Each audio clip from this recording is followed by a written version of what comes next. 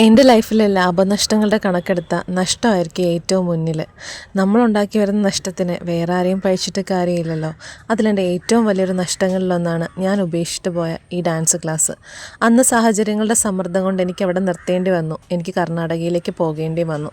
ഈ പ്രാവശ്യം ഞാൻ ലീവിന് വന്നപ്പോൾ എൻ്റെ കുറച്ച് കുട്ടികൾ എന്നോട് ചോദിച്ചു, പള്ളിപ്പെരുന്നാളിന് കുറച്ച് ഡാൻസ് പഠിപ്പിച്ചു കൊടുക്കാമെന്ന്. വളരെ സന്തോഷത്തോടു കൂടിയാണ് ഞാനതിന് സമ്മതിച്ചത്. കാരണം ഞാൻ ഉപേക്ഷിച്ചു പോയെങ്കിലും അവർക്ക് ഇന്നൊരു പ്രോഗ്രാം വന്നപ്പോൾ എന്നെ തന്നെ അവർ ആദ്യം വിളിച്ചല്ലോ. അതിൻ്റെ സന്തോഷം എനിക്കുണ്ടായിരുന്നു. നഷ്ടപ്പെട്ടു പോയതിനെ തിരിച്ചു പിടിക്കാൻ നമുക്കൊരവസരം കിട്ടുവാണെങ്കിൽ നമ്മളായിട്ട് എന്തിനാ അത് പാഴാക്കുന്നത്. അങ്ങനെ ഈ കഴിഞ്ഞ ഒരാഴ്ച വളരെ സന്തോഷത്തോടു കൂടിയാണ് ഞങ്ങൾ കടന്നുപോയത്.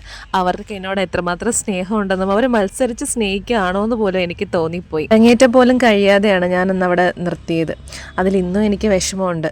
ഇനി ഇങ്ങനൊരു അവസരവും എൻ്റെ കുട്ടികളെയും എനിക്ക് തിരിച്ചു കിട്ടുമെന്നോ എനിക്കറിയില്ല. കളിച്ച് ക്ഷീണിച്ച് അവരിയ്ക്കുമ്പോൾ പഴയ പല കാര്യങ്ങളും പറഞ്ഞ് ഞങ്ങൾ ചിരിക്കുമായിരുന്നു. അപ്പോൾ അവരുടെ പ്രോഗ്രാം ഞാൻ വീഡിയോ ആയിട്ട് ഇടുന്നതാണ്. വീഡിയോ ഇഷ്ടപ്പെട്ട ലൈക്ക് ചെയ്യുക, സബ്സ്ക്രൈബ് ചെയ്യുക.